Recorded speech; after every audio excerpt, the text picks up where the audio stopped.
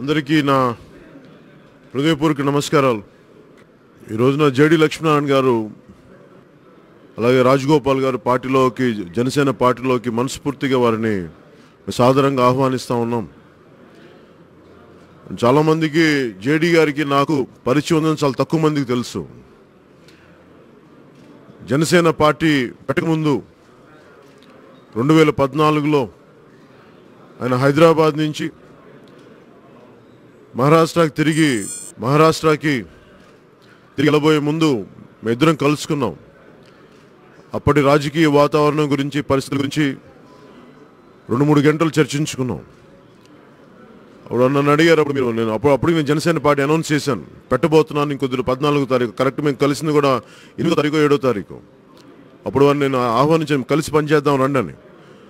కాకపోతే అప్పటికి ఉన్న ఉద్యోగ పరిస్థితులు కానీ, కుటుంబ పరిస్థితులు కానీ వారిని కలిసి పనిచేయలేకుండా పరిస్థితులు వచ్చినాయి. కానీ ఈ రోజున 2014లో అనుకుంది 2019లో ఈ విధంగా నెరవేరుతున్నందుకు, కలిసి పనిచేయడానికి ముందుకు మేము నిర్ణయించుకున్నది నాకు నిజంగా చాలా ఆనందంగా ఉంది. ఎందుకంటే రాజకీయాలంటే వేల కోట్లు ఉండాలి, ప్రతి ఎమ్మెల్యే కానీ ఎంపీ కానీ 100 కోట్లు ఉంటే తప్ప, 40, 50 కోట్లు ఉంటే తప్ప రాజకీయాలు ముందుకెళ్ళని పరిస్థితులు. ఇన్ని వేల కోట్లు ఉన్న ప్రభుత్వాలు కూడా 100 కోట్లు 200 కోట్లు ఉంటే తప్ప ఒక ఎంపీ కానీ ఒక ఎమ్మెల్యే కానీ వెళ్ళని పరిస్థితికి దాపురించింది మన రాష్ట్రానికి, ముఖ్యంగా ఆంధ్రప్రదేశ్కి, ఇప్పుడు ఈ మధ్యన తెలంగాణకు కూడా. జనసేన కోరుకుంటుంది డబ్బులు ప్రమేయం లేకుండా జీరో మనీ ఉండే పాలిటిక్స్ రావాలనుకో, అప్పుడు లేకపోతే న్యాయం జరగదు. ఇది ప్రజలందరి ఆకాంక్ష. అలసిపోతున్నారు ఈ డబ్బు రాజకీయాలతోటి. ఒకప్పుడు నాయకులు అంటే గుండె ధైర్యంతో ఉన్నవాళ్ళు, పబ్లిక్ పాలసీల గురించి అవగాహన ఉన్నవాళ్ళు.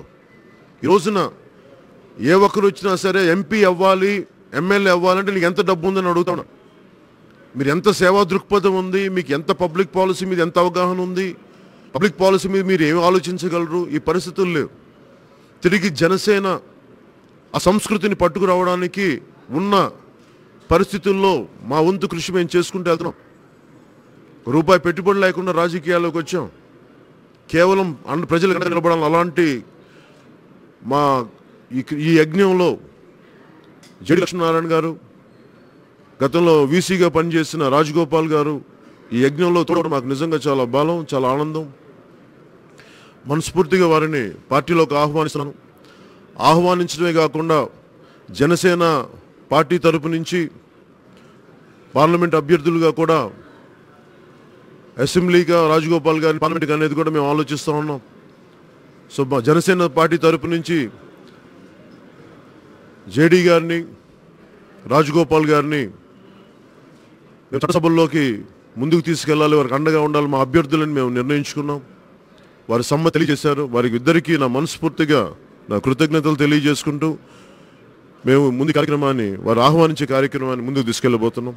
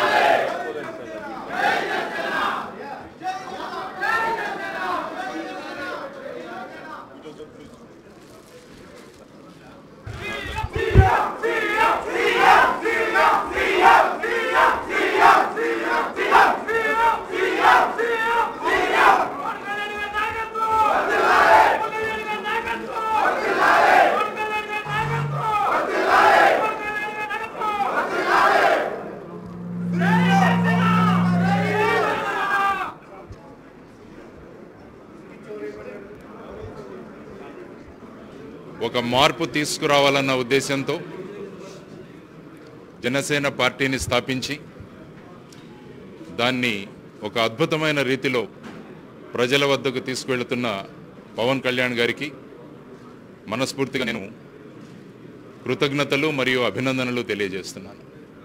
ఆయన చెప్పినట్టు 2014వ సంవత్సరంలో ప్రజల జీవితాల్లో మార్పులు తీసుకురావాలి, ఒక సమసమాజాన్ని నిర్మించాలి, అందరూ కోరుకునే ఒక ప్రభుత్వాన్ని ఎలా ఉంటుందో చూపించాలన్న ఉద్దేశంతో ఆయన చెప్పినట్టు మా ఇద్దరి మధ్య చర్చలు జరిగాయి.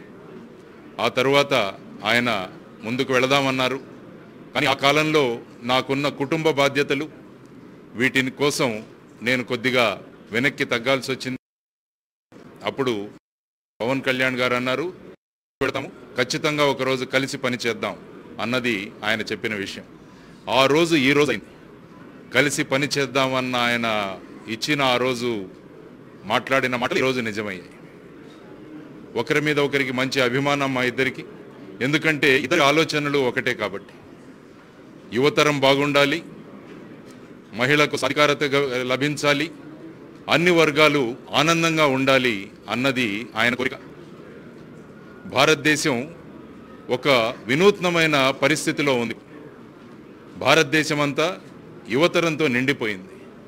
ఈ యువతరాన్ని మనం వచ్చే 5 సంవత్సరాలలో మంచి మార్గదర్శనం ఇస్తూ వాళ్లలో ఉన్న ఆత్మవిశ్వాసాన్ని పెంచగలిగితే భారతదేశం కూడా ప్రపంచ దేశాల్లో ఒక గొప్ప దేశంగా మారడానికి ఒక అద్భుతమైన అవకాశం ఉంది. దానికి కావలసింది వాళ్లకు మార్గం చూపించి వాళ్ళ చేతిని పట్టుకొని ముందుకు తీసుకువెళ్లే వ్యక్తులు కావాలి. ఆ వ్యక్తి నాకు పవన్ కళ్యాణ్ గారి రూపంలో కనిపించారు. యువతరం ఎంతో ఆశలతో ఉన్నారు. ఆయన మొన్న ప్రకటించిన మేనిఫెస్టో, అది చూడండి, ఇటువంటి మేనిఫెస్టో ఎవరూ ఇంతవరకు ప్రకటించలేదని నేను అనుకుంటాను. ప్రతి వర్గానికి, ప్రతి మనిషికి నేనున్నాను అన్న ఒక భరోసా కల్పించే ఒక మేనిఫెస్టో అది.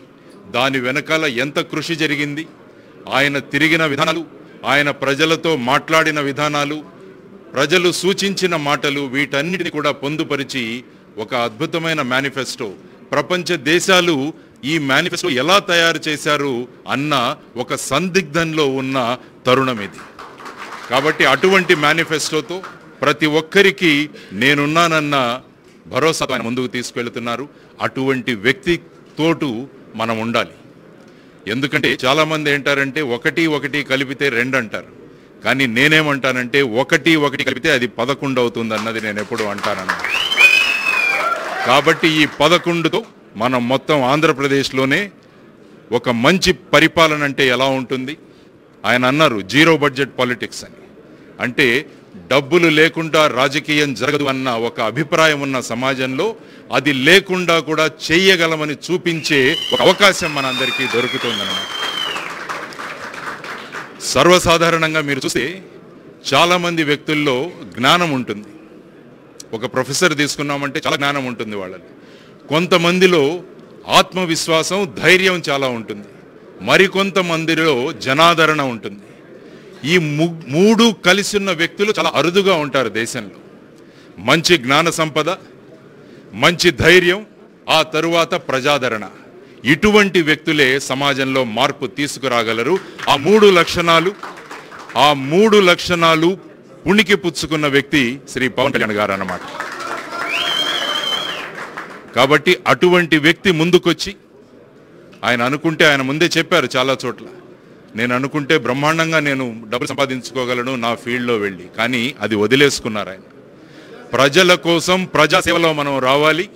మనకున్న, నిన్న మాట్లాడుకుంటున్నప్పుడు ఆయన అన్నారు, వచ్చే 15-20 సంవత్సరాల్లో మనం గనుక ఒక మార్పును తీసుకురాగలిగితే శాశ్వతంగా ఒక ఏదో మన దేశానికి, మన రాష్ట్రానికి చేసిన వాళ్ళం అవుతామని ఆయన ఇచ్చిన భరోసా. కాబట్టి అటువంటి వ్యక్తితో, మీలాంటి జన సైనికులతో నేను కూడా ఈరోజు ఒక జన సైనికుడిగా మారిపోయానని నేను తెలియజేస్తున్నాను.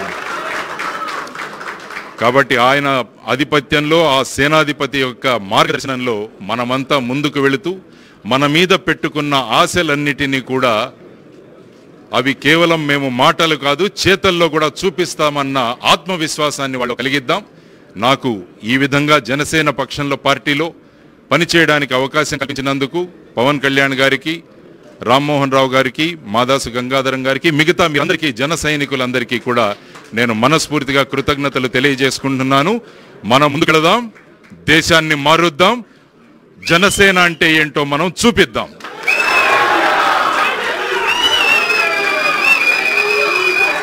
జై హింద్.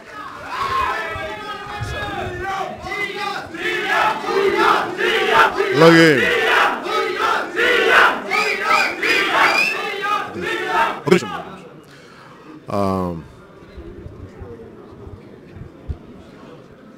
అలాగే శ్రీ రాజగోపాల్ గారు గతంలో కృష్ణదేవరాయ యూనివర్సిటీకి వైస్ ఛాన్సలర్గా పనిచేసి చాలా విప్లవాత్మకమైన మార్పులు తీసుకొచ్చారు విద్యా వ్యవస్థలో.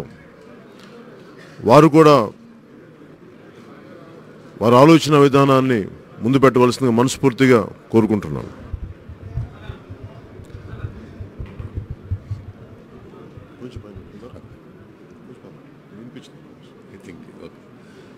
అందరికీ నమస్కారం అండి.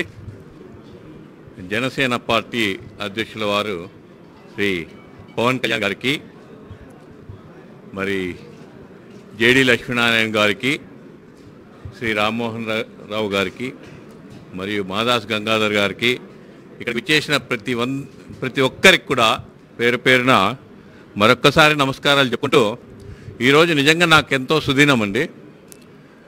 ఎప్పటి నుంచో ఈ ఆలోచనలు ఉన్నాయి. లక్ష్మీనారాయణ నాకు రిలేటివ్ అవుతారు. ఆయన ఎప్పుడైతే ఇంకా 7 సంవత్సరాలు సర్వీస్ ఉన్నదో అడిషనల్ డీజీపీగా ఉండి ముంబైలో ఆయన రిజైన్ చేసి వచ్చారు.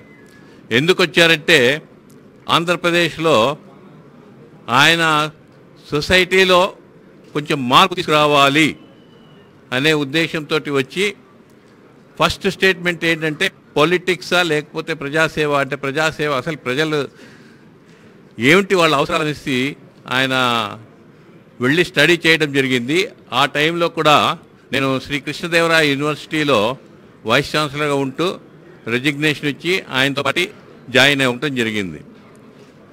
అప్పటి నుండి కూడా మా ఆలోచనలు ఏంటంటే ఈ పొలిటిక్స్ రాజకీయం ఏదైతే ఉందో అది లేకుండా ఏదైనా మార్పులు తీసుకురావాలంటే సమాజంలో కాదు. కానీ ఇప్పటి పరిస్థితుల్లో నిజంగా పవన్ కళ్యాణ్ గారు వచ్చారు, వారికి ధైర్యం ఉంది, దమ్ముంది. ఈ మార్పును తీసుకురావాలనుకుంటే ఆయన ఒక్కడే చేయగలడనేది మేము మనసారా నమ్మాం, ఎన్నోసార్లు మేము మాట్లాడుకున్నాం కూడా.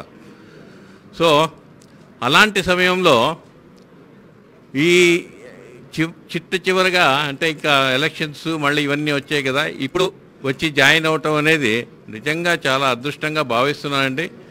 ఒక విషయం ఏంటంటే నాకు విద్యార్థులతో చాలా సార్లు ఎన్నో విషయాల మీద చర్చలు చేసుకునేవాళ్ళం. అంటే నేను ఎస్వి యూనివర్సిటీలో వైస్ ఛాన్సలర్ ఇన్ఛార్జ్గా ఒక 8 నెలలు చేశాను. తర్వాత కడప యోగి వేమన యూనివర్సిటీలో కూడా చేశాను.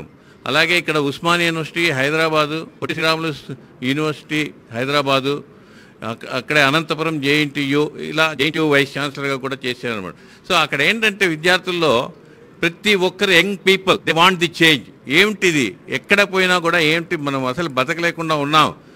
వేరే దేశాల్లో వెళ్తే చాలా కంఫర్టబుల్ లైఫ్ ఉంది, మన వాళ్లకు ఎందుకు లేదు ఈ కంఫర్టబిలిటీ అంటే దానికి కావాల్సిన లీడర్ రావాలి, ఆ మార్పు తీసుకురావాలంటే ఒక వ్యక్తి రావాలి. సో మేము ఈరోజు ఆయన పక్కన కూర్చున్నందుకు నేను ఎంతో గర్వంగా ఫీల్ అవుతున్నాను. జన సైనికుడిగా నేను కూడా ఒక జన సైనికుడిని. ఈరోజు నా వంతు ఏదైతే ఉంటుందో వాళ్ళు ఏదైతే డైరెక్ట్ చేస్తారో నా బాధ్యతల్ని నేను నిజంగా అందరినీ అప్రిషియేట్ చేసేలాగా నేను చేస్తానని ఈ సభాముఖంగా మీ అందరికి కూడా చెప్తూ నాకు ఈ అవకాశం ఇచ్చినందుకు పవన్ కళ్యాణ్ గారికి మరొకసారి ధన్యవాదాలు తెలుపుకుంటూ ముగిస్తున్నాను. అలాగే జేడి గారితో రాజగోపాల్ గారితో జాయిన్ అవుతున్నా 12 మంది పెద్దలందరికీ కూడా మనస్ఫూర్తిగా మీకు ఆహ్వానం పలుకుతున్నాను జనసేన పార్టీ తరపు నుంచి. అలాగే జేడి గారు ఏ పార్లమెంట్ నుంచి పోటీ చేయాలనేది మేము 2 అనుకున్నాం రాత్రి. నేనైతే వారిని రాయలసీమకి వెళ్ళాలని మనస్ఫూర్తిగా కోరుకున్నాను. కానీ అలాగే మాకు ఇప్పుడు బహుజన్ సమాజ్ పార్టీతో పొత్తుండటం వల్ల, అలాగే సిపిఐ సిపిఎంతో పొత్తులు ఉండటం వల్ల కొన్ని కీలకమైన నిర్ణయాలు మధ్యాహ్నం కొంచెం ఈవినింగ్లో తీసుకుంటాం. సిపిఐ సిపిఎంతో కూడా మీటింగ్ ఉన్నాయి. వీటిని దృష్టిలో పెట్టుకొని సాయంత్రం 5 లోపు జేడీ గారు, రాజగోపాల్ గారు ఎక్కడి నుంచి పోటీ చేస్తారు, ఏ స్థానానికి పోటీ చేస్తారు అనేది మీకు తెలియజేస్తాను మనస్ఫూర్తిగా మీకు తెలియజేసుకున్నాను. జై హింద్. జనసేన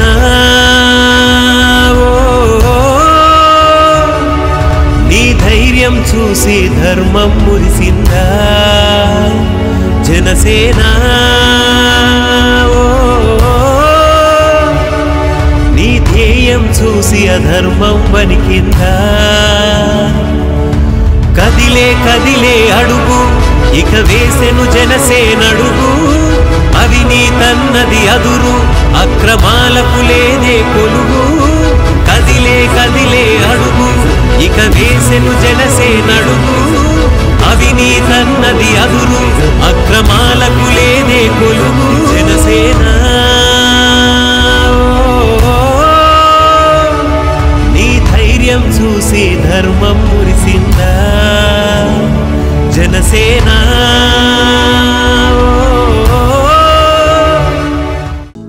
హలో, మిమ్మల్నే.